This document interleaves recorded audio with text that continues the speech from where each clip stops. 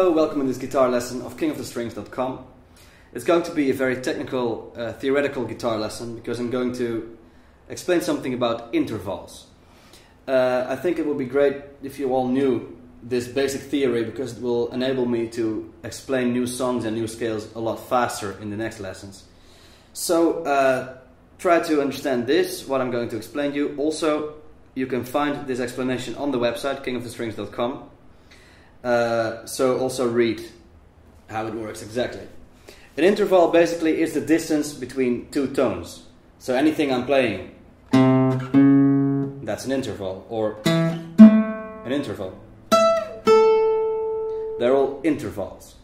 Now each interval has a name. The easiest way would be to start from C, I guess. If you go from C to C, so that's actually, okay, you wouldn't hear it as an interval, but it's still an interval. It's called a unison. If you go from C to C sharp or D flat, so that's one semitone. This interval is called a minor second. That's two semitones. That's a major second. Three semitones is a minor third, and that's an important one we're going to use a lot to harmonize things. Also, the major third we're going to use a lot. The third is an important interval because it actually decides within a chord if your chord is a major chord or a minor chord. If the third is a major third, it will be a major chord, sounding happy. If the third is minor, in this case, you see, it will sound sad. So thirds are very important. What we got after the third, that's a major third. That's a fourth, perfect fourth. Then that will be called an augmented fourth or a tritone. I prefer to use the name tritone because it's simpler. It's what I call the Dream Theater interval. They're using it a lot in their songs. Then you go, that's a fifth. Also an important interval because, for instance, it creates the power chords.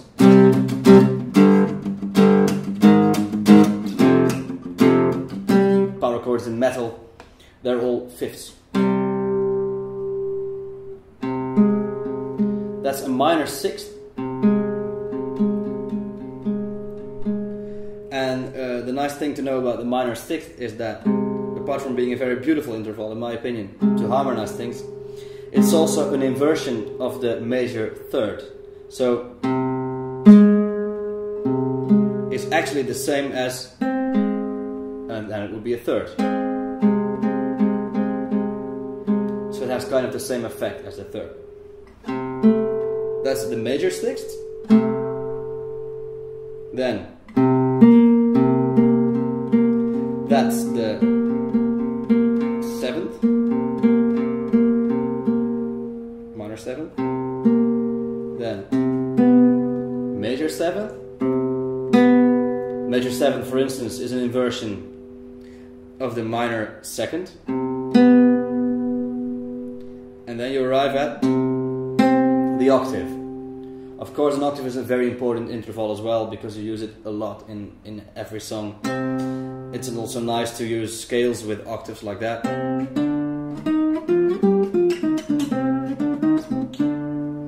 Or, of course, this is an octave as well.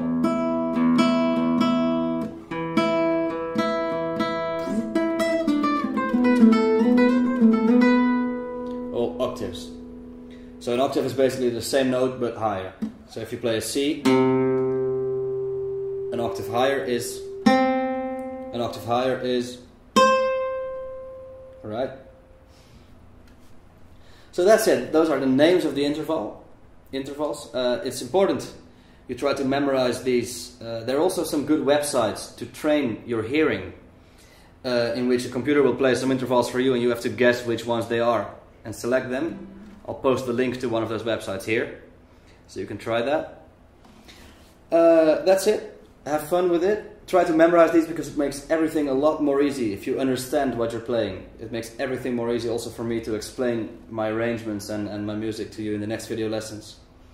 So please get the tabs and get the explanation of this on the website kingofthestrings.com, and have fun and good luck.